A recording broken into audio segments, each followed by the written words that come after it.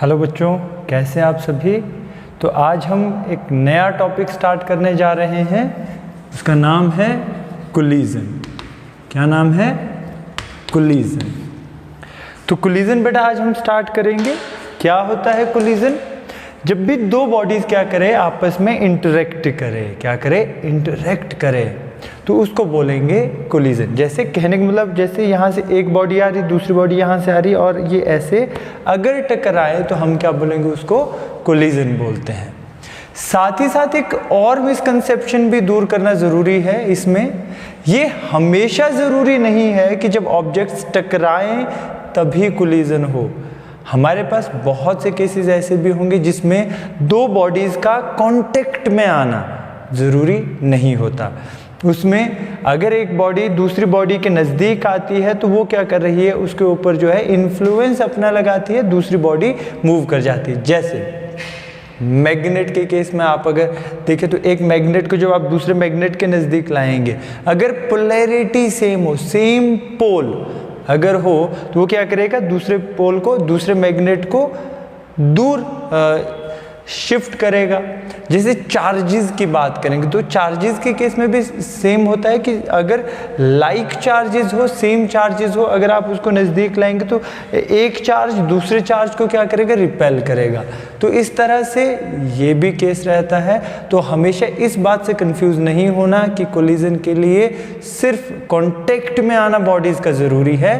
ये हमेशा ज़रूरी नहीं होता। कई बार बॉडीज़ बिना कांटेक्ट में आए भी कोलाइड करती है। क्लियर? तो इसको थोड़ा सा अंडरस्टैंड करेंगे, फील करने की कोशिश करेंगे। मान लेते हैं ये एक सरफेस है, यहाँ पे एक बॉडी है हमारे पास और यहाँ पे एक बॉडी है। ठीक है, इसका मास मान लीजिए m1 है, इसका मास मान लीजिए m2 है, और यहाँ पे ये जो दूसरी बॉडी है ये कनेक्टेड है विद अ स्प्रिंग। मान लेते हैं ये जो बॉडी है फर्स्ट, जिसका मास m1 है, ये मूव कर रही है विद वेलोसिटी v1, और ये जो बॉडी है जिसका मास m2 है, ये मूव कर रही है विद वेलोसिटी v2। मान लेते हैं एट इनिशियल स्टेज जो v1 है that is greater than v2। देखिए ये वेलोसिटी ज़्यादा है, यानी ये पीछे वाला जो ऑब्जेक्ट है ये फास्ट मूव कर रहा है as compare to this one. देखो जब ये पीछे वाला फास्ट मूव करेगा तभी तो इसको ये क्या करेगा? ये इंटरेक्ट कर सकते हैं, इसके साथ ये टकरा सकता है। तो एक स्टेज ऐसे आई जब क्या हुआ, हमारे पास ये जो मास m2 है और ये जो है स्प्रिंग इस तरीके से कनेक्टेड थी, और ये बॉडी जो है इस तरीके से यहाँ तक रीच आउट कर जाती है। ठीक है, विद वेलोसिटी v1, ये वेलोसिटी यहाँ पे v2 से मूव कर रही थी। तो एक स्टेज आई जहाँ पे पीछे वाली बॉडी यहाँ तक पहुँच गई। यहाँ पे कोई डिस्टर्बेंस, कोई इन्फ्लुएंस नहीं हुआ। ये क्या है? नेचुरल लेंथ हमारे पास स्प्रिंग की है, अभी तक जो है कोई इफेक्ट नहीं हुई। ये बिल्कुल इनिशियल स्टेज है जहाँ पे कि v1 ग्रेटर था v2 से। ठीक, ये तब की बात है जब हमारे पास पिछली बॉडी, जो प्रीवियस बॉडी है, वो क्या कर गई?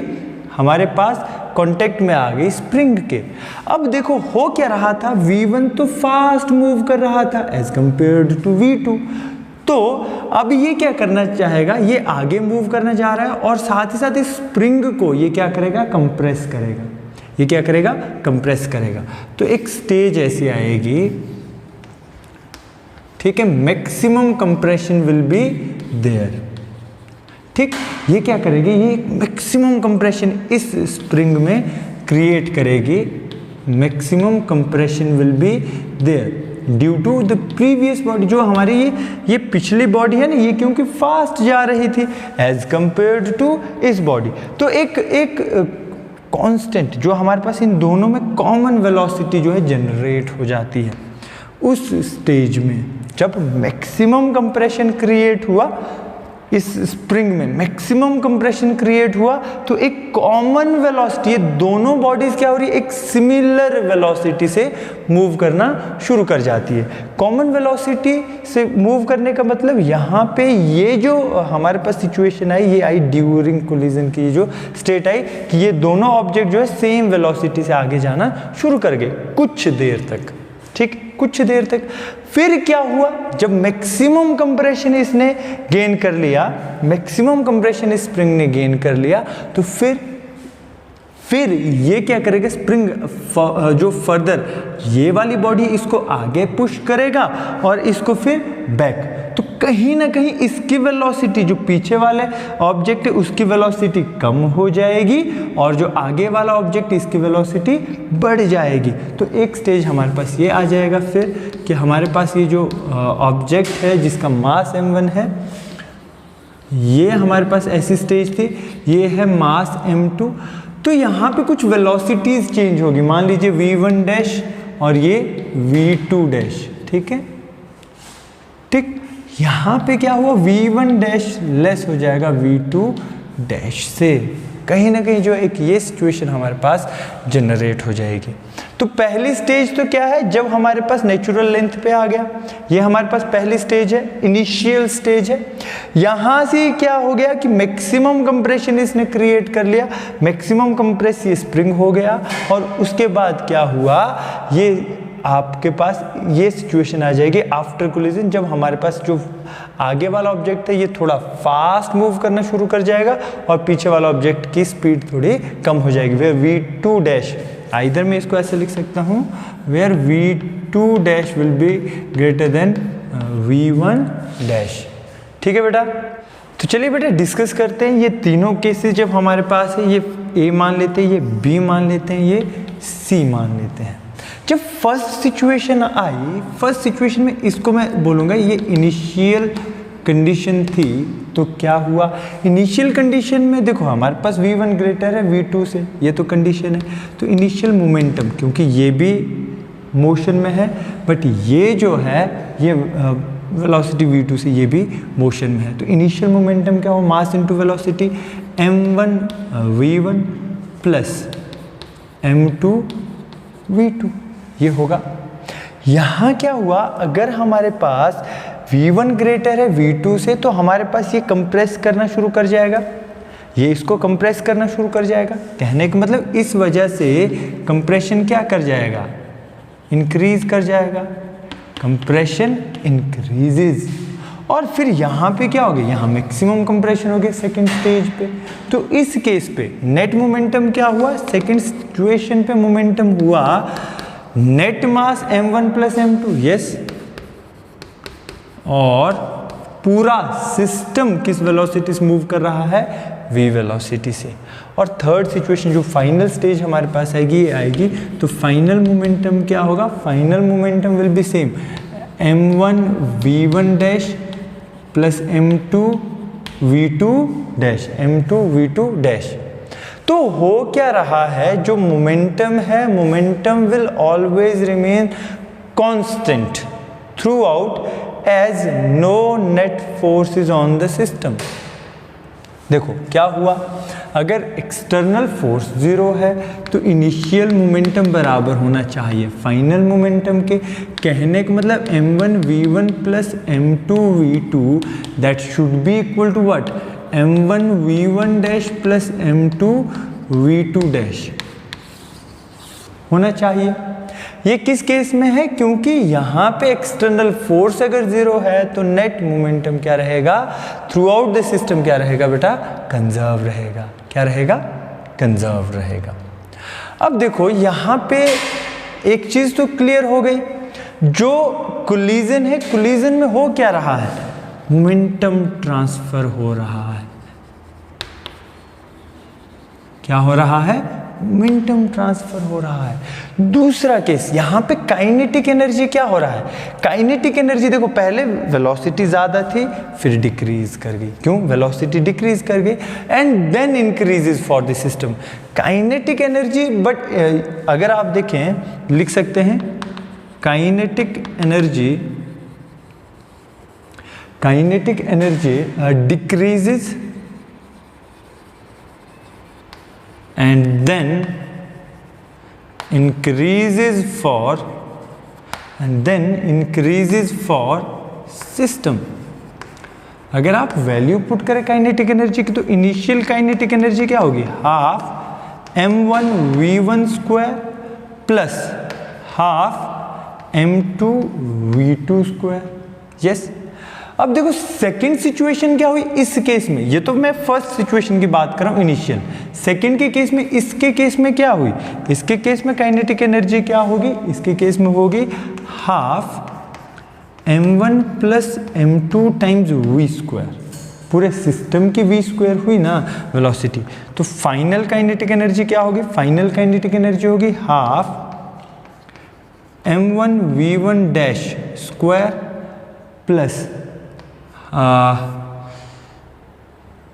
m2 v2 dash square. Yes और नो, हाफ कॉमन ले सकते हैं, अदरवाइज आप इंडिविजुअल भी लिख सकते हैं, half m1 v1 dash square plus half m2 v2 dash square. तो इस केस में क्या होगा, एनर्जी फर्स्टली डिक्रीज करेगी देन इंक्रीज करेगी फॉर द सिस्टम। बट ये आपको ध्यान रखना है, इस केस में जो इनिशियल काइनेटिक एनर्जी है अल्टीमेटली वो फाइनल काइनेटिक एनर्जी के बराबर होगी।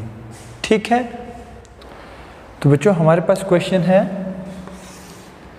A body of mass m is moving with speed v naught towards the another body connected with the spring, जिसका देखिए मास सेम है m और इसकी इनिशियल वेलोसिटी क्या है बेटा, 0 है, इसका स्प्रिंग कांस्टेंट k है। तो हमें फाइंड आउट करनी है मैक्सिमम कंप्रेशन, मैक्सिमम कंप्रेशन।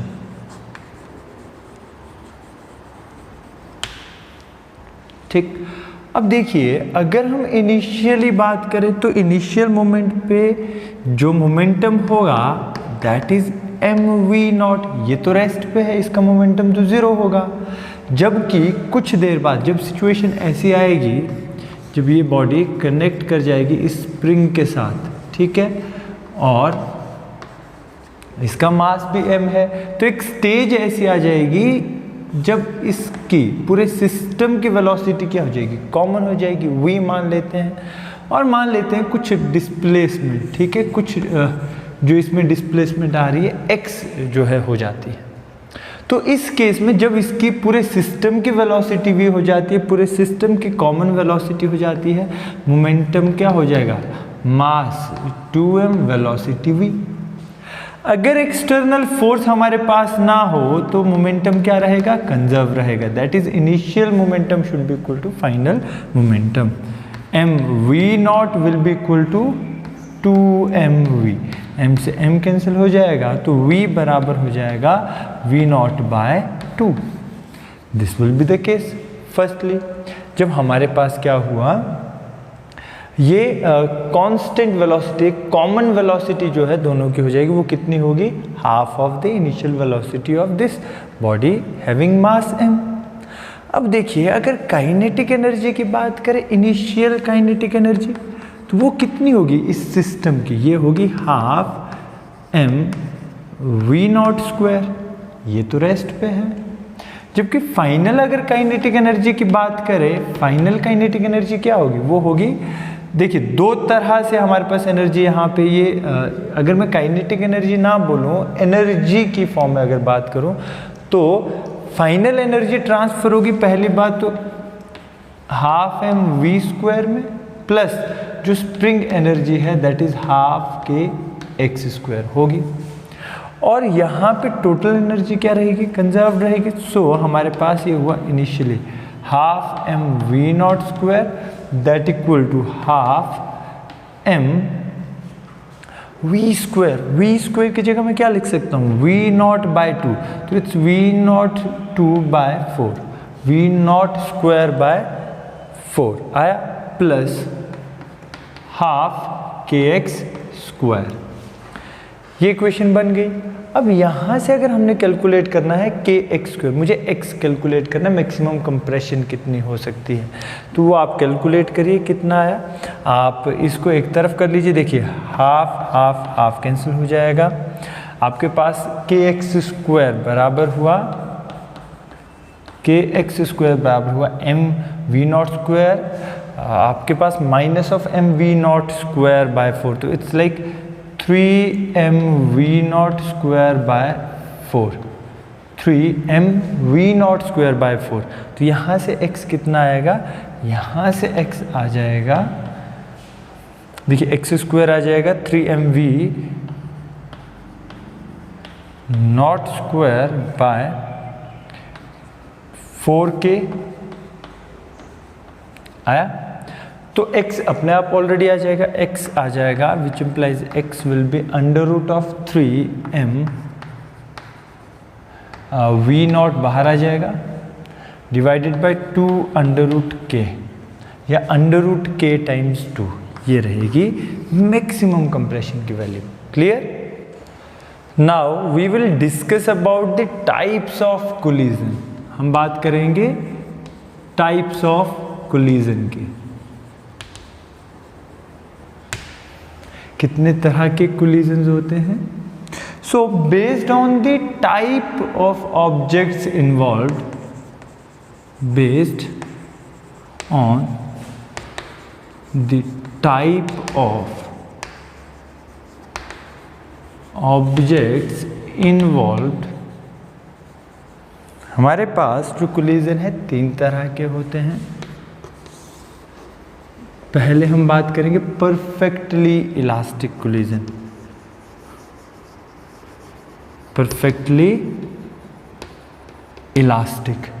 दूसरा partially elastic, partially elastic. And number 3 perfectly inelastic, perfectly inelastic collision. तो हमारे पास 3 तरह का हो गया, perfectly elastic, partially elastic and perfectly inelastic. तो अगर हम लोग देखें इसमें भी 2 तरह से हमारे पास केसेस आएंगे based on the type of objects involve. Like इसके भी अगर फर्दर आप केसेस करेंगे, ये भी 2 तरह से डिवाइड होंगे, आइदर 1 डायमेंशनल और हेड ऑन कोलिजन। कैसे? हेड ऑन कोलिजन, जो 1 डायमेंशनल कोलिजन होंगे। जो पार्टिकल्स हैं, particles move along the same line, move along the same line, along the same line before and after collision, before and after collision. ये क्या करते हैं? Same ही line में move करते हैं। जबकि 2 डायमेंशनल कोलिजन क्या होंगे, या 2D कोलिजन को हम बोलेंगे ओब्लीक कोलिजन। क्या बोलेंगे? Oblique collision. जो ये ओब्लीक कोलिजन होंगे, इनमें पार्टिकल्स कैसे करेंगे? Particles move along, particles move along different paths, either different lines before and after collision, before and after collisions। ठीक, ये बात क्लियर रहेगी। हमने क्या बोला? Perfectly elastic, partially elastic, perfectly in elastic. उसमें भी हमने बात की क्या, जो 1 डायमेंशनल और 2 डायमेंशनल कोलिजन है। देखिए अगर आप इसके एग्जांपल्स देखेंगे तो कोलिजन्स के बहुत से एग्जांपल्स आपको देखने को मिलेंगे। जैसे आप कैरम खेलते हैं, कैरम में भी जब आप हिट करते हो तो वहाँ पे क्या हो रहा है, वहाँ पे मोमेंटम ट्रांसफ़र हो रहा है। जैसे आप पूल खेलते, स्नूकर में अगर हम बात करें तो भी क्या होता है, जो वाइट बॉल होती है वो क्या करती है, वो मोमेंटम ट्रांसफ़र कर देती है बाकी जो डिफरेंट बॉल्स होती है। इसी तरह से कैरम में भी ये हमारे पास परफेक्ट एग्जांपल्स है मोमेंटम ट्रांसफ़र के और कोलिजन्स के। ठीक है, तो नेक्स्ट हम करेंगे illustrations of line of impact, line of impact and collision based on collision based on the line of impact। क्या होती है लाइन ऑफ इम्पैक्ट, ये समझे हम लोग पहले। तो अगर हमारे पास क्या हो, अगर इस तरह से ऑब्जेक्ट क्या कर रहे हैं, मूव कर रहे हैं मान लीजिए, और इस लाइन के अबाउट ये दूसरे पार्टिकल के साथ क्या कर रहे हैं, कोलाइड कर रहे हैं, और आफ्टर कोलिजन भी क्या हो, अगर उसी पाथ में इनका चलना हो, ठीक है, तो हम यहाँ पे बोल सकते हैं this is the line of impact और the line of motion, line of impact और द लाइन ऑफ मोशन। तो इसमें दो केसेस हम करते हैं। मान लीजिए ये बॉल है ए, ये बॉल है एक बी, ठीक है, एक बॉल ए है, एक बॉल बी है, और ये हमारे पास लिख लेते हैं हम लोग, मान लीजिए two balls A and B are approaching each other, are approaching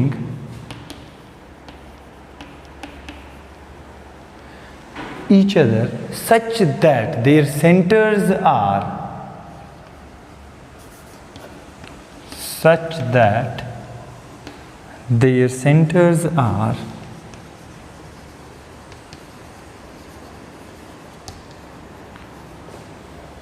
moving along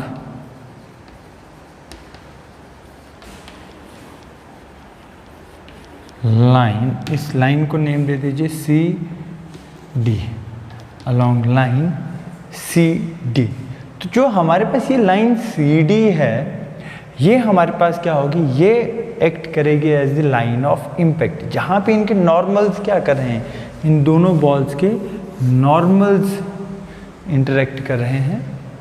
अब देखो इस केस में भी अगर हम देखें तो यहाँ पे तो लाइन ऑफ इम्पैक्ट और लाइन ऑफ मोशन दोनों सेम है।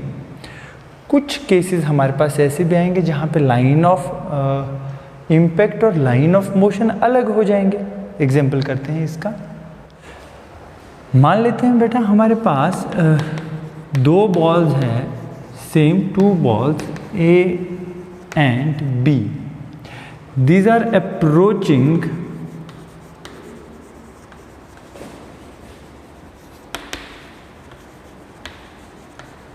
each other, these balls are approaching each other such that their centers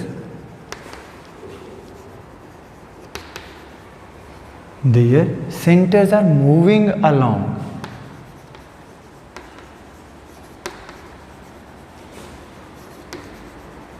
the dotted lines,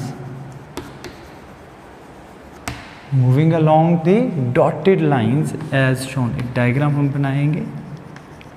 अब देखो यहाँ पे ये मान लीजिए एक बॉल है, ठीक है, और ये जो है दूसरी बॉल इसके साथ ये इंटरेक्ट कर रही है अलॉन्ग दिस लाइन, ठीक। और जबकि अगर हम लोग देखें तो with the passage of time, अब ये जो हमारे पास लाइन ऑफ मोशन देखेंगे तो इस बॉल का लाइन ऑफ मोशन ये होगा, और इस बॉल का लाइन ऑफ मोशन ये होगा, ठीक। आप इस बॉल को नाम दे दीजिए ए, इस बॉल को नाम दे दीजिए बी, दोनों इस तरीके से इंटरेक्ट किए। अब यहाँ पे अगर आप देखेंगे तो यहाँ पे ये दोनों बॉल्स के सेंटर्स हैं, ठीक है, और यहाँ पे ये क्या कर रही है, कोलाइड कर रही है, यहाँ पे ये इंटरसेक्ट कर रही है, इंटरेक्ट कर रही है। तो यहाँ पे ये जो लाइन है जो इनके सेंटर्स को क्या कर रही है, मिला रही है, this is called the line of impact, this is the line of impact. और आफ्टर इंटरेक्शन ये जिस पाथ में, जिस लाइन के अबाउट मूव करेंगे तो वो होगी लाइन ऑफ मोशन। तो ये है line of motion of ball A, ठीक, ऑफ बॉल ए, जबकि ये क्या है, ये लाइन ऑफ मोशन है ऑफ बॉल बी, ठीक। ये कैसा कोलिजन है, ये हेड ऑन कोलिजन नहीं है, ये है ओब्लीक कोलिजन। क्या बोलेंगे इसको, ये कोलिजन है ओब्लीक कोलिजन। तो ओब्लीक कोलिजन में हमारे पास लाइन ऑफ इम्पैक्ट और लाइन ऑफ मोशन दोनों अलग होगी, ठीक है। जैसे बेटा इसी में ही हम एक और केस अगर करें, like ball is falling, okay, on a stationery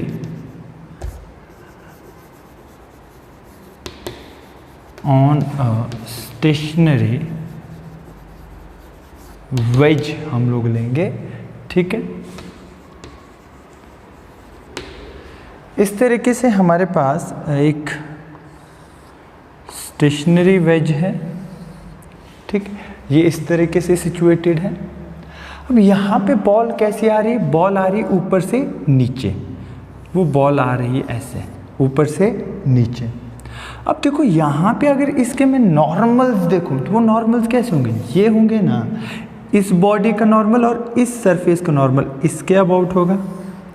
तो ये है line of impact, line of impact, जिस लाइन के अबाउट ये इंटरेक्ट कर रहे हैं, जो जहाँ पे नॉर्मल्स देखेंगे हम इनके, क्योंकि ये गिरी कैसे, ऐसे गिरी नहीं, ऊपर से नीचे आई, ऊपर से नीचे आई, बट इसके नॉर्मल्स, दोनों के नॉर्मल्स की जो सेम, या बोलूँगा मैं कॉमन नॉर्मल टर्म यूज़ करूँगा, कॉमन नॉर्मल, वो कॉमन नॉर्मल के अबाउट जो एक्सिस होगी that is called the line of impact. यहाँ पे भी कोलिजन कैसा है, ओब्लीक कोलिजन है, कैसा, ओब्लीक कोलिजन, ठीक।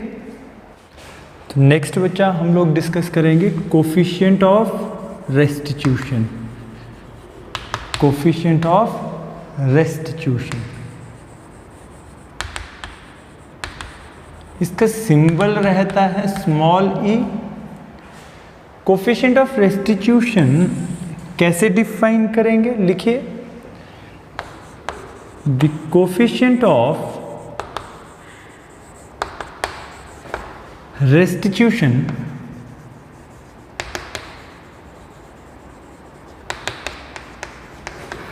is defined as the ratio of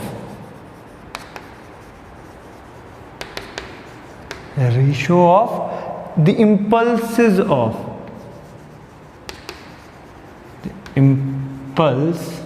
either impulses of recovery and deformation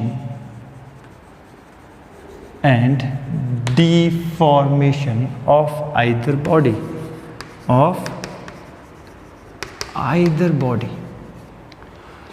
आप इसको ऐसे लिख सकते हैं mathematically, E is the ratio of impulse of reformation,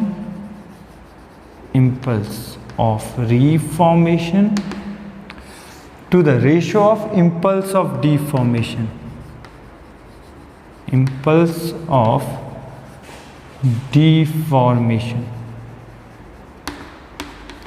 ठीक है। मैथमेटिकली कैसे लिख सकते हैं, देखिए, इम्पल्स क्या था, इम्पल्स था product of magnitude of force and the time interval, जितना मैग्नीट्यूड का फोर्स लगा जितने कम टाइम इंटरवल के लिए। तो मैं इसको ऐसे लिख सकता हूँ, integration of F R D T, this is the force of reformation to the ratio of impulse of deformation, that is F D D T. F D is the force of deformation. या इसी को ही आप ऐसे लिख सकते हैं, this is the ratio of velocity of separation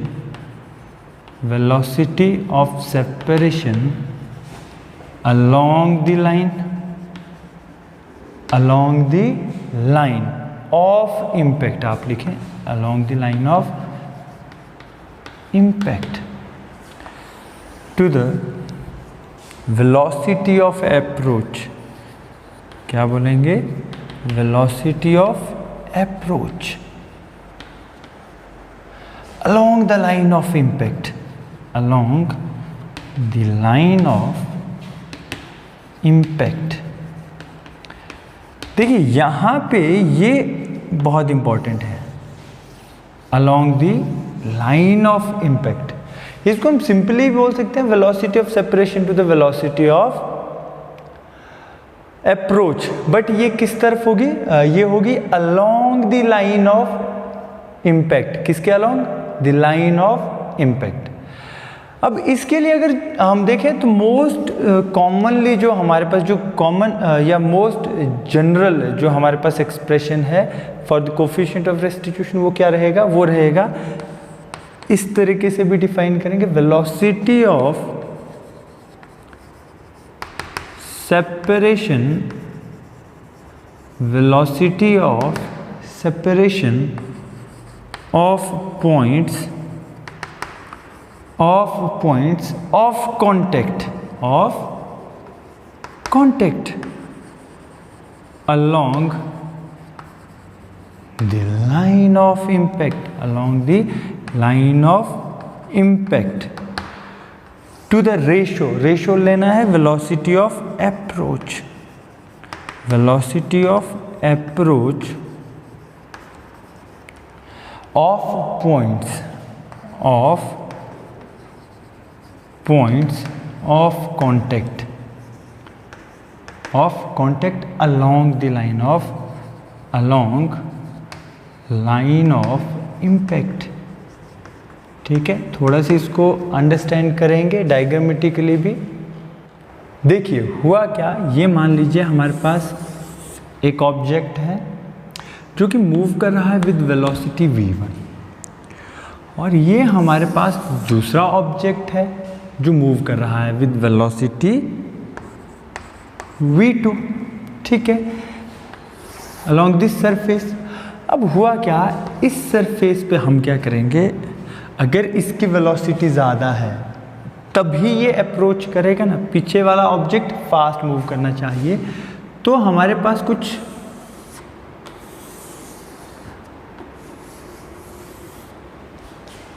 और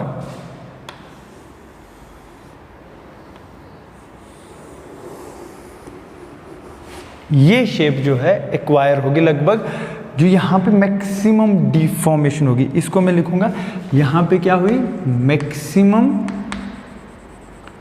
डिफॉर्मेशन। जब ये टकराए, ये जब कोलाइड किए तो डीफॉर्म हुए।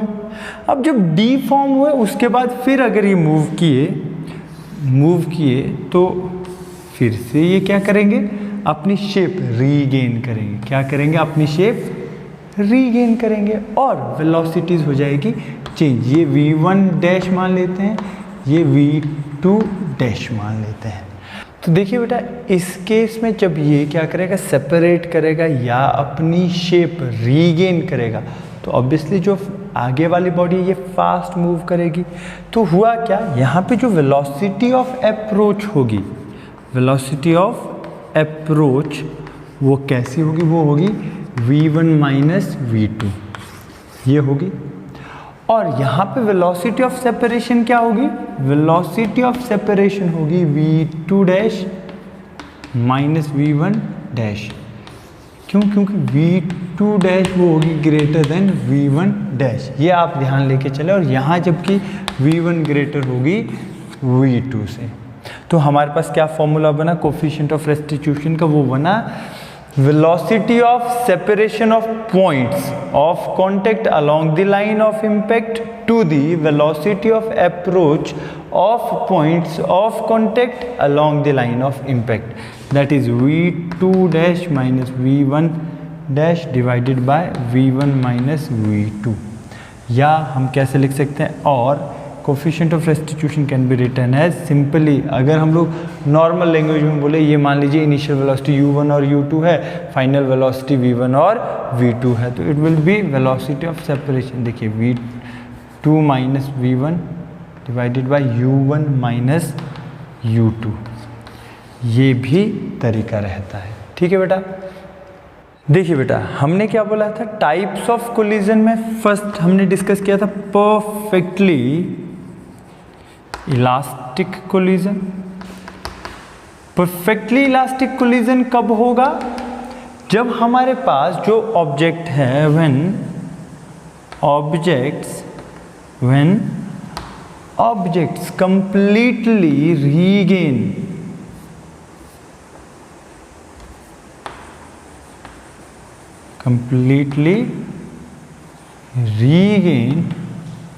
its shape, either their shape and size. कब होगा perfectly elastic collision? When objects completely regain their shape and size after deformation. अगर ऑब्जेक्ट अपनी शेप और साइज कंप्लीटली रीगेन करे तो उस कोलिजन को हम क्या बोलेंगे? Perfectly elastic collision.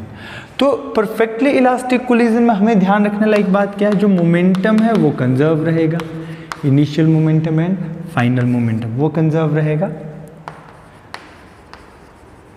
Momentum is conserved. दूसरी बात हमें क्या ध्यान रखनी है? जो काइनेटिक एनर्जी है, initial and final kinetic energy, वो भी क्या होंगी? इक्वल होंगी। क्या लिखेंगे आप? Initial and final kinetic energy are same. अब देखो यहाँ पे एक कंफ्यूजन ये रहती है कि भाई ये कंजर्व रहती है, कंजर्व नहीं रहती है। देखिए, it doesn't mean kinetic energy is conserved. Kinetic energy क्या होती है? In fact kinetic energy decreases and then increases during elastic collision. ये आपने ध्यान रखना है, कंजर्व नहीं रहती है बट सेम रहती है। अब देखो सेकंड हमने इसी में ही अगर बात की है, जो परफेक्टली इलास्टिक कोलिजन में जो हमारे पास वेलोसिटी ऑफ सेपरेशन है वो वेलोसिटी ऑफ अप्रोच के बराबर भी होगी। ठीक, that means perfectly elastic collision के लिए कोफिशिएंट ऑफ रेस्टिट्यूशन कितना होगा? 1 होगा। कोफिशिएंट ऑफ रेस्टिट्यूशन कितना होगा? 1 होगा। ठीक है, तो हम लोग करेंगे बेटा हेड ऑन कोलिजन और one dimensional collision. We have topic head on collision और वन डायमेंशनल कोलिजन। देखिए हमने क्या बोला था, जब object before and after collision क्या करे? इन विच लिखें, कोलिजन इन विच पार्टिकल्स और ऑब्जेक्ट्स आप लिख सकते हैं मूव्स along the same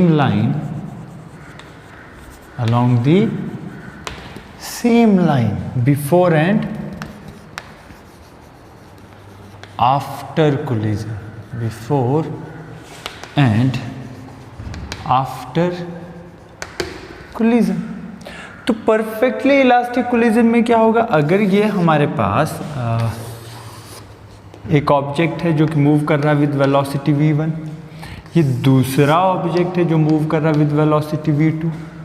यहाँ पे एक स्टेट ऐसे आएगी जब ये दोनों क्या करेंगे? कोलाइड कर जाएंगे। अगर v1 ग्रेटर हो v2 से तो ये हमारे पास नॉर्मल इस तरीके से सरफेस पर लगेंगे। यहाँ क्या होगा? डीफॉर्मेशन होगा। This is the state during collision, deformation will be there and after that इन दोनों की वेलोसिटीज विल गेट चेंज्ड। ये मान लीजिए u1 डैश है, ये u2 डैश है, मान लेते हैं कुछ भी। तो बट जो इनकी डायरेक्शन ऑफ मोशन होगी वो आफ्टर कोलिजन भी क्या होगी? सेम होगी, उसी डायरेक्शन में ये मूव करेगा। ठीक है, this is called the head on collision. तो इसके ऊपर बेस्ड एक क्वेश्चन करते हैं। तो बच्चों हमारे पास क्वेश्चन है, a particle of mass m moving on a smooth surface with velocity 10 metre पर second strikes another particle of mass 2m moving with 5 meter per second in the same direction. If the collision is elastic and head-on, find velocities of particles after collision. देखिए हमें बहुत clear शब्दों में बोला है collision कैसा है, elastic है और हेड ऑन है। तो हमारे पास ये मान लीजिए जो ऑब्जेक्ट है फर्स्ट m1, ये मूव कर रहा है विद वेलोसिटी 10 मीटर पर सेकेंड, और जो दूसरा पार्टिकल है जिसका मास कितना है, ये मास m है या m1 है या m ले लें, ये मास m और यहाँ पे मास 2m है। ठीक है, पहला मास m, दूसरा मास 2m। इसकी वेलोसिटी कितनी है, 5 मीटर पर सेकेंड, यही बोला। जब कोलाइड करने के बाद की वेलोसिटीज हमें फाइंड आउट करनी, इसकी v1 और इसकी v2, इसका मास m, इसका मास 2m। देखिए होगा क्या, अगर इनिशियल सिचुएशन अगर हम देखें तो इनिशियली हमारे पास जो मोमेंटम होगा, initial momentum will B mass into velocity m into 10, either 10m plus 5 2 are 10, तो 10m net initial momentum will B that is 20m, yes or no, 20m, give it equation 1। Final momentum क्या होगा, final momentum होगा आपके पास m into v1 mass into velocity plus 2m v2। Net external force नहीं है तो initial momentum होगा बराबर फाइनल मोमेंटम के, that is 20m will be equal to what, mv1, either m common ले लीजिए, v1 प्लस 2v2, तो m से m कैंसिल हो जाएगा, आपके पास इक्वेशन बचेगी 20 that equal to v1 plus 2v2, either v1 plus 2v2 that equal to 20। अब देखो यहाँ पे एक जो इक्वेशन हमारे पास आई थी,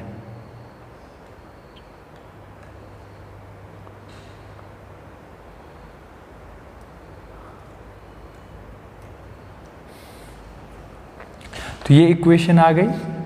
देखिए बच्चा, अगर हमारे पास ये इलास्टिक है और हेड ऑन है तो हमारे पास कोफिशिएंट ऑफ रेस्टिट्यूशन क्या हो गया, v2 minus v1 divided by u1 minus u2, that is 10 minus 5। सो ये तो कोफिशिएंट ऑफ रेस्टिट्यूशन 1 हो गया, इलास्टिक है, तो it will be v2 minus v1 upon 5, either v2 minus v1 will be equal to 5, yes और no, v2 minus v1 will be equal to 5। तो यहाँ पे इक्वेशन आई थी, देखिए एक तो ये आई है v1 plus 2v2 equal to 20, दूसरी अगर मैं इसको लिखूँ minus of v1 plus v2 that equal to 5, तो ये तो कैंसिल हो जाएगा, 2v2 plus v2 that is 3v2 that is equal to 20 plus 5 25, तो v2 कितना आया, v2 आया 25/3 मीटर पर सेकेंड। और हमारे पास v1 क्या आ जाएगा, v1 यहाँ से आ जाएगा, सीधे पुट कर लीजिए। अगर आप v1 की वैल्यू पुट कर लेते हैं तो आपके पास आया माइनस ऑफ v1, इधर आप सीधे कर लीजिए, आपके पास v2 की वैल्यू 25/5 और 5 उधर है, तो v1 डायरेक्ट सॉल्व करोगे you will get it 10/3 metre पर सेकेंड। ठीक है, तो इस तरीके से आप क्या कैलकुलेट कर सकते हैं, वेलोसिटीज कैलकुलेट कर सकते हैं आफ्टर कोलिजन। अगर बेटा सेम क्वेश्चन गिवन हो, मैं आपको होमवर्क दे रहा हूं या आपने होमवर्क करना, फिर अगर सेम क्वेश्चन हो, सेम डेटा गिवन हो, हमारे पास पार्टिकल्स क्या कर रहे हो, अगर पार्टिकल्स मूव कर रहे हो ऑपोजिट डायरेक्शन में, कैसे, ऑपोजिट डायरेक्शन में, तो हमारे पास वेलोसिटीज क्या होगी, you have to calculate velocities after collision if particles are moving in the opposite direction. ठीक है, तो आज के लिए इतना ही, बाकी हम लोग नेक्स्ट लेक्चर में करेंगे।